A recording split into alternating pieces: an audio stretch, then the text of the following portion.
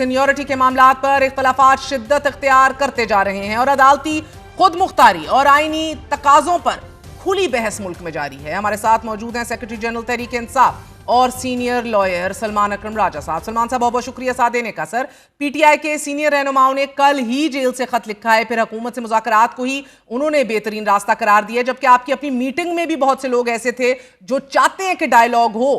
تو آج کے پی کے وزیر اعلیٰ کا لب و لہجہ بتا رہا تھا کہ پی ٹی آئی مفاہمت کی بجائے مزاحمت کی طرف جا رہی ہے. سر دیکھیں، ہمارے پاس کیا چارہ ہے؟ جس طرح سے اس وقت نظام پر حملہ ہے، قانونی نظام پر، عدالتی نظام پر، انتخابی نظام پر، ہمیں تو کوئی گوشہ نظر نہیں آ رہا کہ اس نظام میں کوئی گنجائش ہے شرافت کی، آئین کی، قانون کی، مکالمے کی. اگر وہ ہم سے مذاکرات کرنا چاہتے ہیں قانون کے لیے، عدلیہ کی سربلندی کے لیے، آزادی کے لیے، کوئی شفاف انتخابات کے لیے، تو ہم کر لیں گے. لیکن مجھے اس وقت یہ چیز نظر نہیں آ رہی، یا جماعت کو یہ چیز نظر نہیں آ رہی. ہمارے اسیر رہنماؤں کی یہ خواہش ہے کہ ایسا ہو، لیکن ہم مذاکرات کسی پر مسلط تو نہیں کر سکتے. جو مقتدرہ ہے، جو طاقتیں ہیں، جو فیصلہ ساز ہیں، ان کو ہوش کے ناخن لینا ہوں گے کہ ملک کے ساتھ یہ کھلواڑ نہ کیا جائے.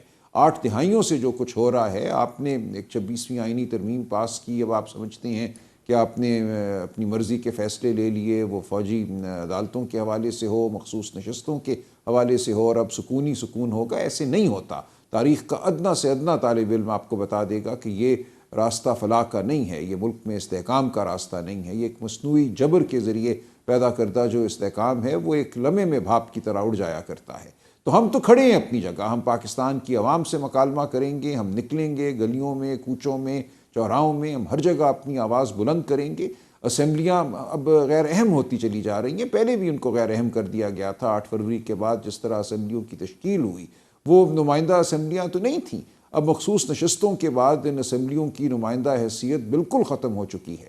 تو اب جو بھی گفتگو ہونی ہے پاکستان کے عوام کے ساتھ، وہ اسمبلیوں سے باہر. سلمان صاحب، ابھی ہم ابتدائی میں بھی ہم نے رپورٹ کی، ہمارے ذرائع بتا رہے ہیں کہ 3.25 گھنٹے کی اس میٹنگ کے اندر شاہد خٹک نے بھی چیف منسٹر پہ بڑی تنقید کی، عامر ڈوگر نے بھی اسیران شاہ محمود قریشی کا خط لہراتے ہوئے کہا ہے کہ ہٹ دھرمی چھوڑنی پڑے گی. جنید اکبر اور بیرسٹر سیف کا اپنے تئیں ایک معاملات جو ہے وہ جاری رہے میٹنگ کے اندر، جبکہ آپ نے اپنا پورا وزن بہنوں کے پلڑے میں ڈال دیا.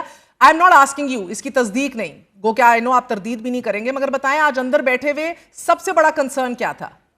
کوئی کنسرن نہیں، کوئی کنسرن نہیں ہے، کوئی کنسرن نہیں ہے. دیکھیں، سیٹیں ہم سے چھین لیں گے، چھین لی. پہلے بھی تو چھینی تھی نا. 8 فروری کو جو سیٹیں ہمیں ملی تھیں وہ انہوں نے ہم سے چھین لی. اب مخصوص نشستیں بھی چھین لی. ہم نے تو ان کو چھنا ہوا گن لیا تھا جس دن 26ویں آئینی ترمیم پاس ہوئی تھی. پارٹی کے اندر اس حوالے سے کوئی یہ شبہ نہیں تھا کہ یہ نشستیں ہمیں ملیں گی. سو 21 اکتوبر 2024 سے ہم ان نشستوں کے حوالے سے واضح تھے. میرا مطلب نہیں آپ سمجھیں، جب میں کنسرن کہتی ہوں تو جیسے علی محمد خان نے سر آج ذرائع بتا رہے ہیں کہا کہ سوشل میڈیا کیوں اتنا مس یوز ہو رہا ہے. دیگر نے اختیارات کے اوپر سوال اٹھایا، یہ کہا کہ یہ کس طرح جماعت چل رہی ہے، who's taking the decisions. یہ کوئی بڑی کنسرن نہیں ہے، یہ چھوٹی باتیں ہیں. دیکھیں، اس طرح کی گفتگو پارٹی کے اندر ہوتی رہے گی، لیکن اس کو میں کنسرن نہیں کہوں گا. یہ لوگوں کی ہے کہ یوں نہیں ہونا چاہیے، ایسے ہو جانا چاہیے.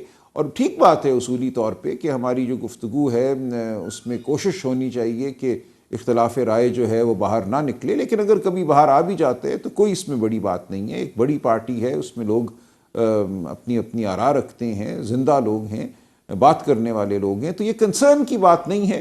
پارٹی بالکل متحد ہے، پارٹی کی لیڈرشپ متحد ہے. خان صاحب کا نظریہ بالکل ہمارے سامنے واضح ہے، اور میرے لیے کوئی بھی عمل جو ہے یا کوئی بھی امر جو ہے باعث کنسرن نہیں ہے، کوئی تشویش کی بات نہیں ہے. اچھا، اور راجہ صاحب آپ کو لگتا ہے کہ اوقات یاد دلانا ریاست کو یہ باعث تشویش ہے یا کنسرننگ ہے یا سینسیبل ہے ان گیون ٹائمز؟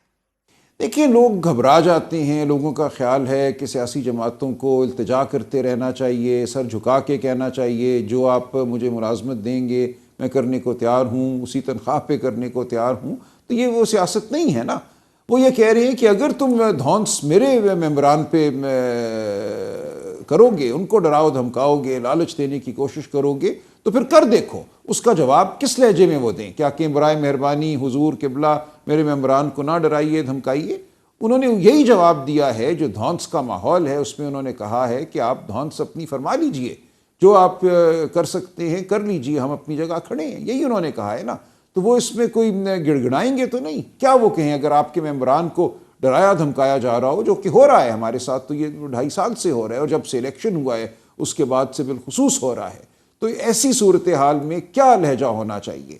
خوف کا لہجہ ہو, گڑگڑانے کا لہجہ ہو, یا یہ ہو کہ تم اپنی کر گزرو, ہم اپنی کریں گے, ہم اپنی جگہ کھڑے ہیں؟ یہی کہا ہے علی امین گنڈا پور میں. اس میں کوئی میری نظر میں غیر مناسب بات تو نہیں. یہ غیر مناسب نہیں ہے سر. تو جو سیاسی اسیران نے ڈائیلاگ کی بات کی ہے وہ اس حالات میں گیون کہ جو آپ کے ساتھ ہو رہا ہے اور آپ بتا رہے ہیں وہ مناسب ہے؟ کیونکہ وہ تو کہہ رہے ہیں کہ خط لکھو, اور آپ کی نظر میں کیوں کہہ رہے ہیں سر؟ آدھے ڈیسپریٹ اور آدھے ویری ڈس اپوائنٹڈ, مایوس ہیں, یا ان کے سیاسی اصول ہیں جو ان کو کہتے ہیں اور راستہ آپ کو دکھا رہے ہیں کہ جائیے بھائی بات کیجئے سیاستدانوں سے؟ نہیں, بالکل ٹھیک لکھا ہے. وہ بھی صحیح, یہ بھی انہوں نے صحیح. یہ تو نہیں کہا نا کہ آپ بس گر جائیے اور التجا کیجئے کہ ہم سے گفتگو کرو, ہم سے مذاکرات کرو. انہوں نے پورے نظام کو کہا ہے کہ پاکستان کی خاطر گفتگو کرو, خدا را گفتگو کرو. یہ وہ نظام کو کہہ رہے ہیں, مقتدرہ کو کہہ رہے ہیں, فیصلہ سازوں کو کہہ رہے ہیں. ہمیں نہیں وہ کہہ رہے کہ جاؤ جا کے بچ جاؤ اور گڑگڑانا شروع کر دو کہ خدا کے لیے ہم سے مذاکرات کریں. ہم اپنی جگہ کھڑے ہیں, ہمارے دروازے کھلے ہیں مذاکرات کے لیے.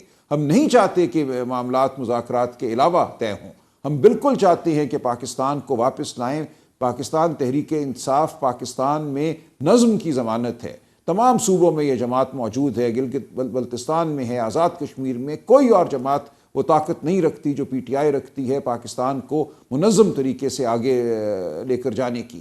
تو جو مقتدرہ ہے اس کو سمجھنا چاہیے کہ ایک ایسی جماعت کا وجود کسی بھی ملک کے لیے نعمت ہوا کرتا ہے. جب باقی تمام جماعتیں علاقائی جماعتیں بن چکی ہیں, خواہ وہ پیپلز پارٹی ہو یا مسلم لیگ نون ہو, وہ چھوٹی چھوٹی علاقائی جماعتیں ہیں جن کو آپ بیساکھیوں کے ذریعے ہوا ان میں بھرتے رہتے ہیں. تو ایک جماعت موجود ہے جس کو عوام کا اعتبار حاصل ہے. اس جماعت کو لے کر ساتھ چلیں تاکہ تمام ادارے جو ہیں پاکستان کی فلاح کے لیے یکسو ہو کر کام کریں, دشمن کا مقابلہ کریں, اندر جو خلفشار ہے, جو دہشت گردی ہے, اس کا مقابلہ کریں. مجھے تو سمجھ ہی نہیں آتا کہ سب سے بڑی جمہوری قوت کے ساتھ دشمنی ڈالنے کا کیا مقصد ہے, اس کو کچلنے کی کوشش کرنے کا کیا مقصد ہے. اس سے صرف اور صرف پاکستان میں عدم استحکام ہو سکتا ہے, استحکام نہیں ہو سکتا. اس نعمت کو سمجھیں اور ساتھ لے کر چلیں. یہ کہہ رہے ہیں جیل کے